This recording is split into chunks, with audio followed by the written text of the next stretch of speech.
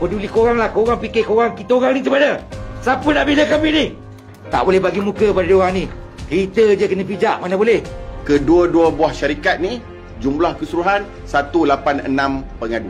Total kerugian yang direkodkan berjumlah 60.7 juta ringgit. Kedua-dua syarikat ini menawarkan pelaburan Islamic Redeemable Preference Share. Syarikat ini tidak mendapat kelulusan untuk membuat tawaran awam. Sebaliknya, syarikat ini sebenarnya menawarkan satu saham berbentuk private placement dan memberi alasan bahawa mereka menawarkan hanya kepada kumpulan sophisticated client.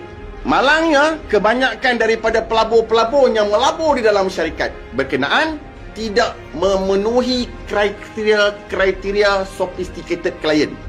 Bermaksud dia orang ni hanya sebenarnya pelabur-pelabur awam saja. Bukanlah mereka melabur 250,000. Bukanlah mereka ni ada 3 juta. Tetapi saya tanya, siapa yang nak bela di kami ni? Syarikat tu dituduh, tapi duit kami ni macam mana? Kenapa ada syarikat yang didapati bersalah tapi tak dipulangkan duit? RM10 tak apa, kami boleh halalkan. Tapi kalau dah sampai ratusan ribu ringgit, siapa yang boleh halalkan? Kami ni kerja 30 tahun menyimpan duit. Itulah harapan kami untuk another survivor 20 tahun ke apa. Tetapi apabila dihancurkan macam tu, saya dah berhenti kerja. Dengan umur saya dah usia warga emas, nak cari kerja balik, korang fikirlah macam mana? Kononnya nak buat Google Meet dengan all the pelabur. Tapi kita tak boleh diberi suara. Diorang mute kan kita orang semua. Macam mana kita nak dapat solution macam tu? Sampai bila pun takkan habis cerita ni. Nama je salah satu pengarah tu kononnya Malaysia figure, Islamic figure. Tapi kalau dia fikir daripada segi agama, dia boleh tahu tak betapa dosa besarnya dia ambil duit dia orang. Saya bukan seorang senang. Duit yang saya simpan dengan arwah tu hasil kerja kami. Saya simpan duit tu, tapi arwah saya, suami tu pergi dulu. Dia pergi sebab dia sakit. Kalau dah namanya pun student, obviously kami bukan sophisticated client.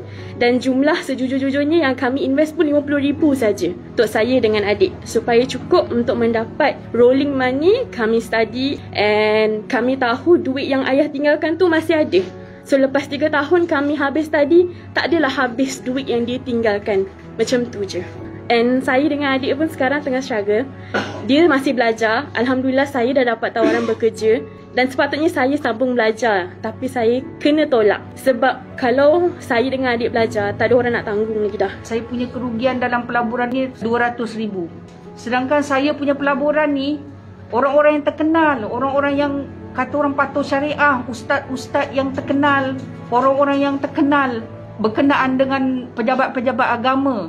Itu yang saya rasa benda ni patut dihentikan. Kalau tak dapat pun saya dah tak kisah, saya redha dengan benda ni. Cuma saya nak orang-orang yang bersalah ni jangan dibiarkan terus. Saya takut ada lagi mangsa yang akan dapat nasib yang sama macam kami. Dan semuanya berjalan lancar. Diberi dividen seperti yang ditulis dalam agreement, diberi pulangan seperti dijanjikan lah. Semuanya ada, gathering ada, dia buat launching kilang ada, nak invite ke office ada, semuanya okey, semuanya ada. Cuma pada last year, lebih kurang bulan 6 macam tu, dia keluarkan memo official daripada pihak syarikat mengatakan delay, tak mampu nak bayar. Dia kata dia akan bagi pada bulan 1 2025. Dan juga kita decided untuk move to the next step. Apakah next step dia? Kita buat police report sebab kita rasa company macam mencurigakan.